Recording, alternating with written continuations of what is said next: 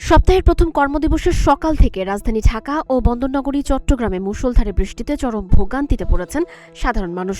বিশেষ করে Arambagh Notre Dame college সংলগ্ন এলাকাসহ রাজধানীর বহু সড়ক পানিতে ডুবে গেছে। কর্মজীবী ও স্কুল কলেজগামী শিক্ষার্থীরা ছাতা মাথায় যানবাহনের জন্য দীর্ঘক্ষণ রাস্তায় দাঁড়িয়েছিলেন।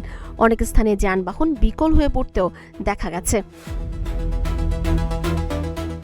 অন্যদিকে চট্টগ্রামে টানা এক সপ্তাহ ধরে বৃষ্টি চলছে, যার ফলে নগরীর বহু রাস্তাঘাট কয়েকদিন ধরেই জলমগ্ন। আবহাওয়া অধিদপ্তর জানিয়েছে, রোববার সকাল ৬টা থেকে ৯টা পর্যন্ত ঢাকায় ২৮ মিলিমিটার এবং চট্টগ্রামে ৪১ মিলিমিটার বৃষ্টিপাত রেকর্ড করা হয়েছে।